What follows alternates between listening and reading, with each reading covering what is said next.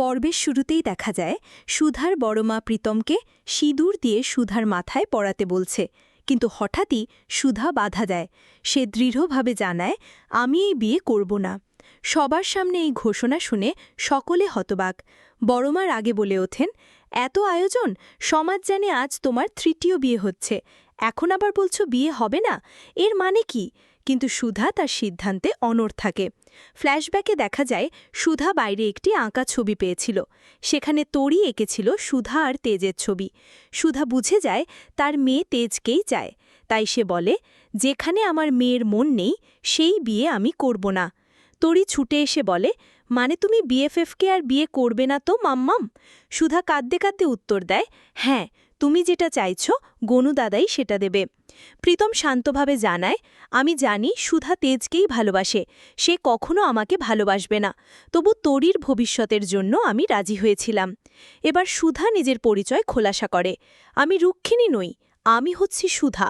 রুক্মিণী ছিল প্রীতমের প্রথম প্রেম, যাকে অ্যাক্সিডেন্টে হারিয়েছে। পরে আরেক দুর্ঘটনায় আমার সাথে ওর দেখা হয়েছিল। এই সত্য শুনে তেজ নিজের ভুল বুঝতে পারে। সমুদ্র তাকে স্মরণ করিয়ে দেয়, আমি তো বলেছিলাম দাদাভাই, তোমার বৌদিকে কেউ আলাদা করতে পারবে না। সুধা জানায় সে বসুমল্লিক বাড়িতে ফিরবে, তবে একটি শর্তে, তেজকে প্রায়শ্চিত্ত করতে হবে।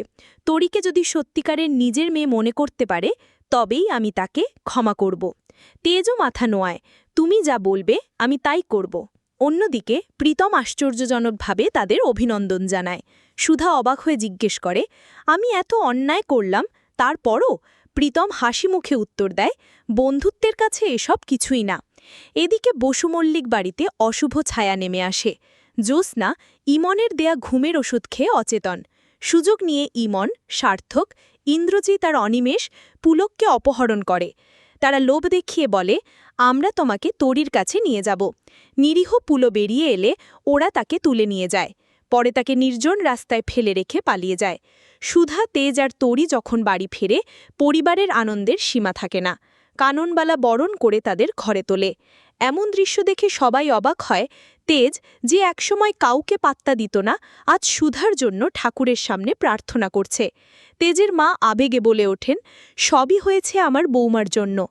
শেষ দৃশ্যে প্রদীপ নিভে যাবার আগে সুধা আর তেজ একসাথে হাত বাড়িয়ে আলোটিটা রক্ষা করে। তো দর্শক, এই ছিল শুভ বিবাহ ধারাবাহিকের আজকের আপডেট। পরবর্তী আপডেট সবার আগে পেতে আমাদের চ্যানেলটি এখনই সাবস্ক্রাইব করুন।